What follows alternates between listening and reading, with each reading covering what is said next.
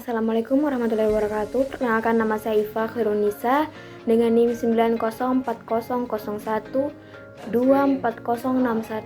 Di sini saya akan menjelaskan mengenai materi pengantar manajemen kelompok 9 yang berjudul kelompok dan tim.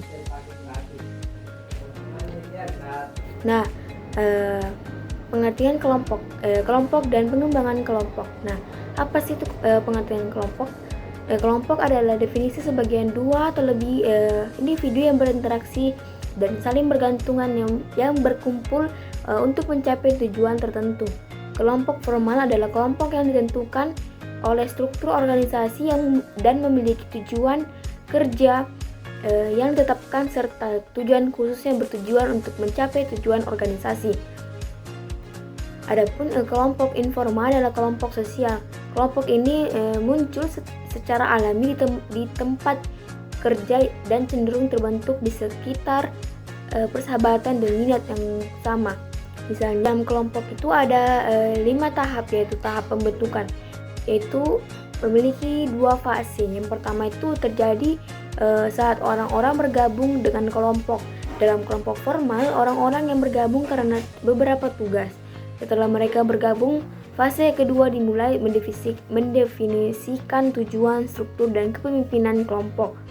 Fase ini melibatkan banyak ketidakpastian saat para kelompok menguji situasi untuk menentukan jenis perilaku apa yang dapat diterima. Tahap ini selesai saat para anggota mulai menganggap diri mereka sebagai bagian dari suatu kelompok.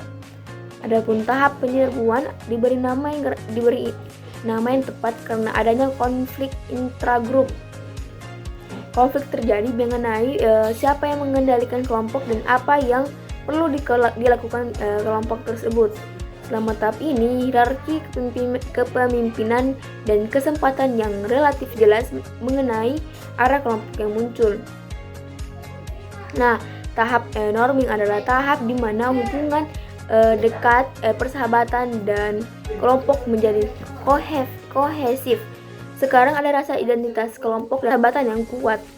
Tahap ini selesai ketika struktur kelompok menguat dan kelompok telah menjadi mengasimilasi serangkaian harapan atau norma untuk mengenai perilaku anggota. Tahap keempat adalah tahap pertunjukan. Setelah struktur kelompok sudah dibentuk dan akan diterima oleh anggota kelompok, energi mereka terus mengalir dari mengenal dan memahami satu sama lain menjadi menggerakkan tugas kelompok. Ini adalah tahap terakhir dari pengembangan kelompok kerja permanen. Namun untuk kelompok sementara atau tim proyek, gugus tugas, dan kelompok yang serupa memiliki tugas yang terbatas. Untuk dilakukan di tahap akhir adalah penangguhan. Dalam tahap ini kelompok itu biasanya dalam tahap ini biasanya untuk kelompok bersiap untuk berbubar, karena itu memfokuskan perhatian pada penyelesaian kegiatan alih-alih kinerja tugas. Anggota kelompok berkreasi dengan cara yang berbeda. Beberapa optimis gembira dengan pencapaian kelompok tersebut. Yang lain mungkin bersedih atas kehilangan persahabatan lainnya. Nah, adapun kinerja dan kepuasan kelompok kerja. Nah, kondisi eksternal yang diberlakukan pada grup konflik kerja dipengaruhi oleh kondisi eksternal yang diberlakukan padanya, seperti strategi organisasi, hubungan otoritas, aturan dan regulasi formal, ketersediaan sumber daya, dan sebagainya. Sumber daya, kriteria pemilihan karyawan, sistem dan budaya manajemen kinerja, dan tata letak fisik ruang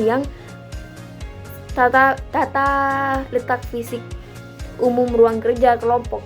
Misalnya beberapa kelompok memiliki peralatan dan perkakas modern yang berkualitas tinggi untuk melakukan pekerjaan mereka, sementara kelompok lain tidak melakukannya, atau organisasi tersebut mungkin sedang menjalankan strategis untuk menunjukkan biaya atau meningkatkan kualitas yang akan mempengaruhi apa yang dilakukan kelompok dan bagaimana cara melakukannya.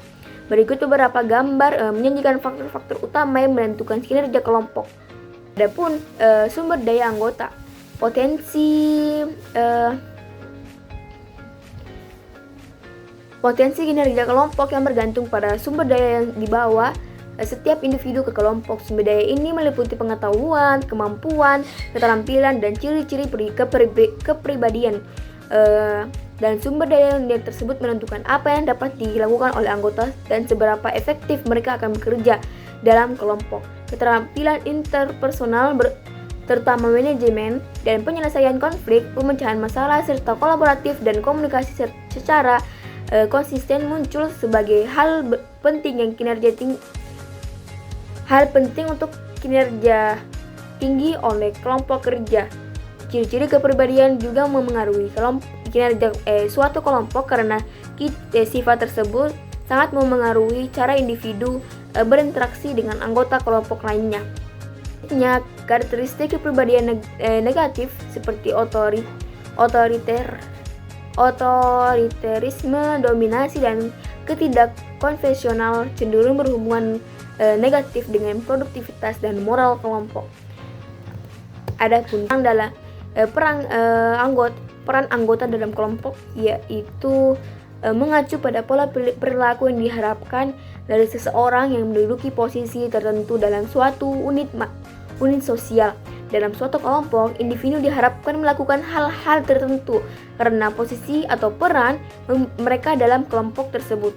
Peran-peran ini umumnya berorientasi pada penyelesaian pekerjaan atau membuat anggota kelompok senang.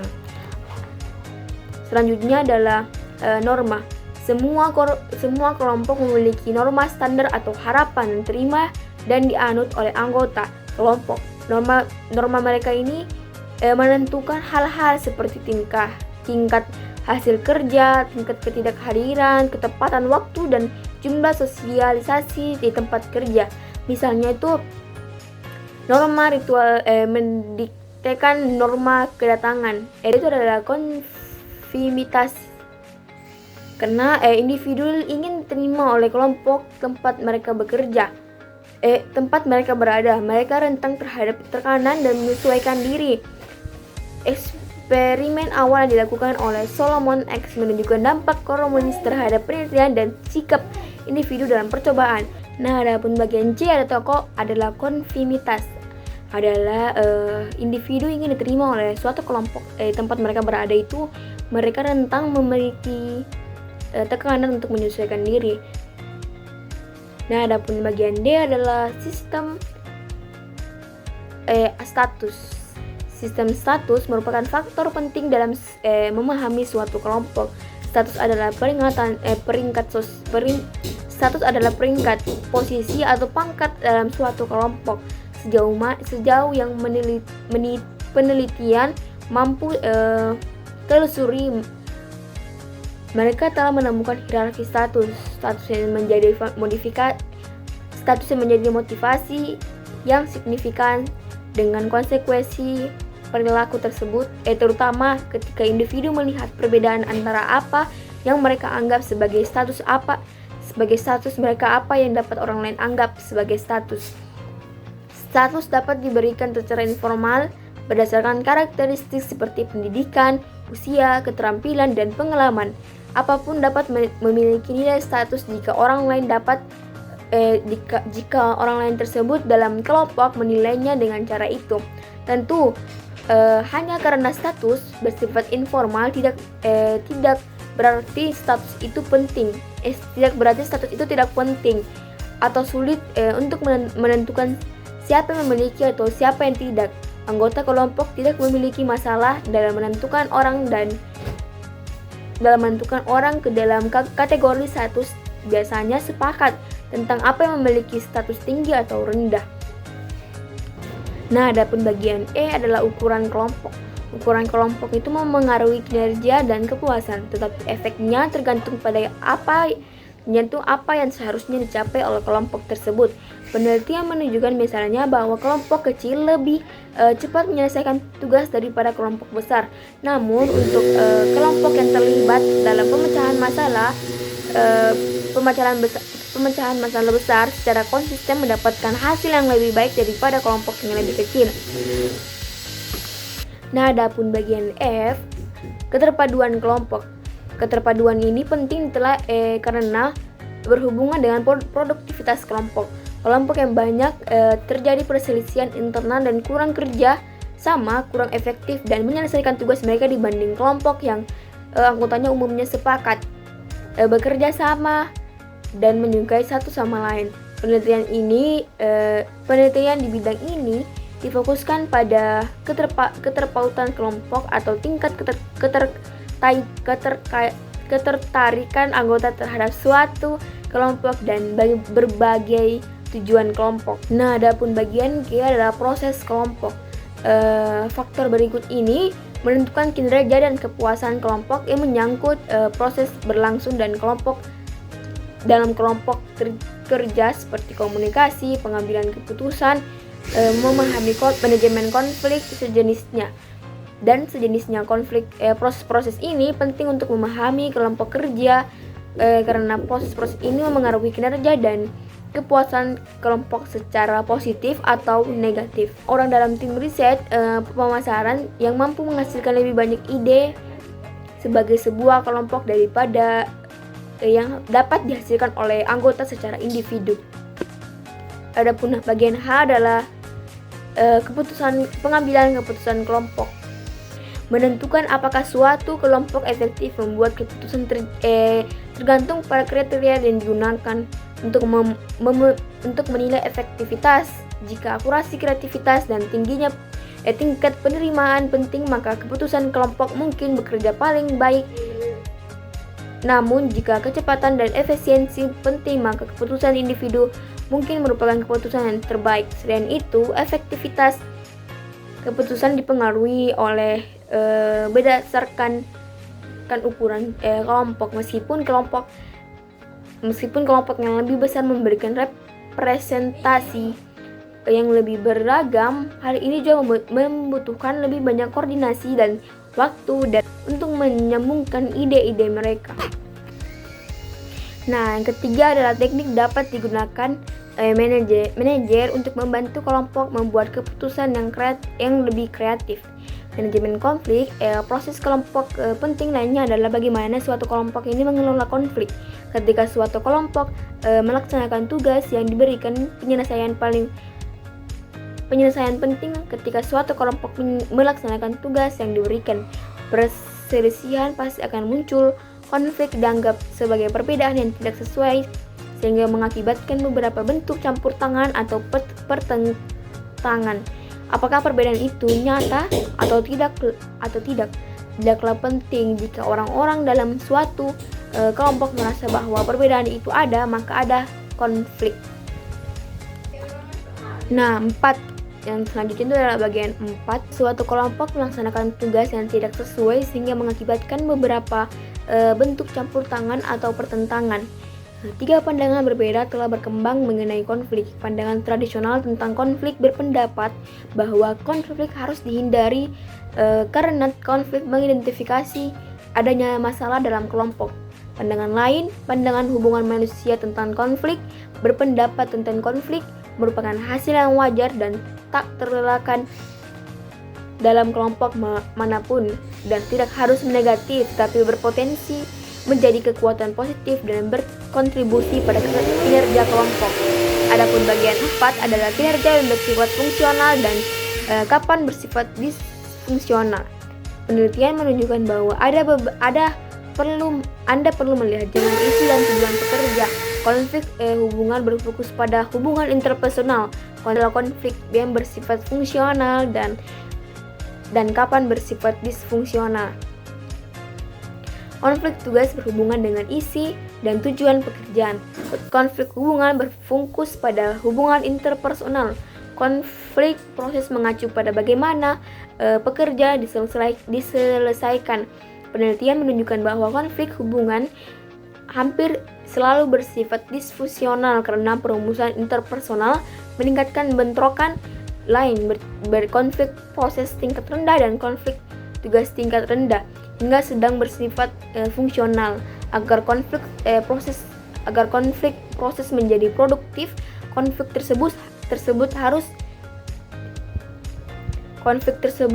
harus minimal. Jika tidak, argumen yang lintas tentang siapa harus melakukan apa dan menjadi disfungsional dan dapat menyebabkan ketidakpastian tentang penugasan tugas, meningkatkan waktu untuk menyelesaikan tugas, dan mengakibatkan anggota bekerja dengan tujuan berbeda. Namun konflik tugas tingkat rendah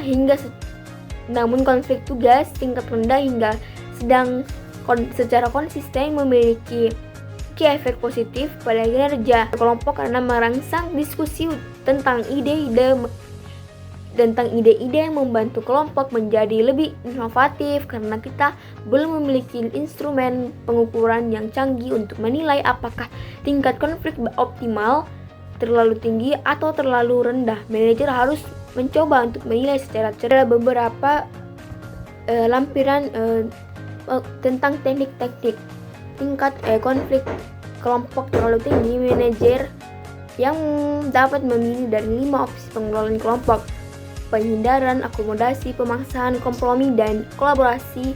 Perlu diingatkan bahwa jika ada satu pun opsi yang ideal untuk setiap situasi, pendekatan mana yang digunakan bergantung pada keadaan. Berikut lampiran menguraikan teknik-teknik kelompok menjadi tim yang efektif. Yang pertama itu adalah tim kerja. Tim kerja berbeda dari kelompok kerja yang memiliki ciri khas sendirinya.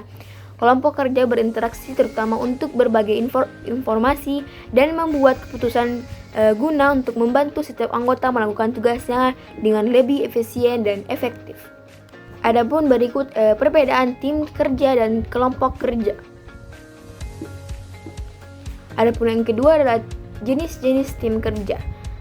Tim dapat melakukan berbagai hal. Mereka dapat merancang produk, menyediakan layanan, dan bernegosiasi transaksi, mengkoordinasi proyek, dan menawarkan saran serta membuat keputusan. Yang pertama itu adalah tim pemecah masalah. Ketika tim kerja pertama kali menjadi populer, sebagian besar adalah tim pemecah masalah yang tim dari departemen atau area fungsional yang sama sehingga terlibat dalam suatu upaya untuk meningkatkan aktivitas kerja atau memecahkan masalah tersebut. Yang kedua itu ada bagian B, yaitu tim kerja yang dikelola sendiri. Meskipun tim pemecahan masalah sangat membantu, namun mereka tidak cukup berhasil dalam menyelesaikan masalah. Karyawan yang terlibat dalam keputusan dan proses berhubungan dengan pekerja. Kekurangan ini menyebabkan tipe tim lain yaitu tim kerja yang dikelola sendiri, yaitu kelompok karyawan formal yang bekerja tanpa manajer dan bertanggung jawab atas keseluruhan proses kerja atau segmen. Selanjutnya itu ada tim lintas fungsi. Tim tidak selalu mencapai tujuan kerja yang tinggi, namun penelitian tentang tim memberikan wawasan tentang karakteristik dan biasanya dikaitkan dengan tim yang efektif. Beberapa yang jelas, tim yang berkinerja tinggi memiliki pemahaman yang jelas tentang tujuan yang ingin dicapai. Anggota tim berkomitmen terhadap tujuan tim, mengetahui apa yang diharapkan untuk dicapai, dan memahami bagaimana mereka bekerja sama untuk mencapai tujuan tersebut. Selanjutnya adalah keterampilan yang relevan. Tim yang efektif terdiri dari individu-individu yang berkompeten untuk memiliki keterampilan teknis dan interpersonal yang diperlukan untuk mencapai tujuan yang diinginkan sambil bekerja sama dengan baik. Selanjutnya itu ada saling percaya. Tim yang efektif ditandai dengan tingginya rasa saling percaya di antara para anggotanya. Artinya para anggotanya itu percaya pada kemampuan, karakter, dan integritas satu sama lain. Adapun bagian D-nya itu adalah komitmen yang bersatu. Komitmen yang bersatu ditandai dengan dedikasi terhadap tujuan tim dan kemampuan untuk mengeluarkan energi yang luar biasa untuk mencapainya. Selanjutnya bagian E adalah komunikasi yang baik. Tidak mengherankan, tim yang efektif dicirikan oleh komunikasi yang baik. Anggota tim yang menyampaikan pesan baik secara verbal maupun non-verbal satu sama lain dengan cara yang mudah dipahami dan dimengerti. Selanjutnya bagian F adalah keterampilan bernegosiasi. Tim yang efektif terus-menerus melakukan penyesuaian terhadap siapa yang melakukan penyesuaian terhadap apa dan siapa yang melakukannya. Fleksibilitas ini mengharuskan anggota tim untuk memiliki keterampilan bernegosiasi karena masalah dan hubungan sering berubah dalam tim. Tim anggota harus mampu menghadapi dan mendamaikan perbedaan. Selanjutnya adalah kepemimpinan yang tepat. Pemimpin yang efektif itu penting. Mereka dapat memotivasi tim untuk mengikuti mereka melewati situasi yang paling sulit. Nah, dengan memperjelas tujuan menunjukkan bahwa perubahan dapat dilakukan dengan mengatasi kelesuhan, meningkatkan rasa percaya dari anggota tim, dan membantu anggota untuk lebih menyadari potensi mereka. Pemimpin tim yang efektif semakin berperan sebagai pelatih dan fasilitator. Selanjutnya adalah dukungan internal dan eksternal. Kondisi akhir ini diperlukan untuk tim yang efektif adalah iklim yang mendukung secara internal. Tim harus memiliki infrastruktur baik yang berarti pelatihan tempat, sistem pengukuran yang jelas dan masuk akal yang dapat digunakan oleh anggota timnya untuk mengevaluasi kinerja mereka secara keseluruhan. Program insentif ini mengakui dan menghargai anggota aktivitas tim dan sistem sumber daya manusia yang mendukung infrastruktur yang tepat dan harus mendukung anggota tim untuk memperkuat perilaku yang mengaruhi tingkat kinerja yang tinggi. Tantangan saat ini di manajemen tim adalah satu, mengelola tim global. Manajer pun perlu menyadari bahwa orang yang tidak secara optimis atau bagaimana menjadi bagian dari tim atau menjadi anggota tim yang efektif. Seperti perilaku apapun, terkadang ada anggota yang harus mempelajari keterampilan kerja dan kemudian harus berlatih untuk memperkuatnya. Dalam pembangunan keterampilan, tim manajer harus memandang peran mereka lebih sebagai pelatih untuk mengembangkan anggota tim untuk mendapatkan tim yang tidak berkomitmen, kolaboratif, dan inklusif. Yang kedua itu memahami jejaring sosial. Ini tentang studi tim menunjukkan bahwa tim dengan tingkat keberhubungan interpersonal yang tinggi sebenarnya mencapai tujuan mereka dengan lebih baik dan lebih berkompeten untuk tetap bersama. Sekian dapat saya sampaikan. Sekian dari saya. Wassalamualaikum warahmatullahi wabarakatuh.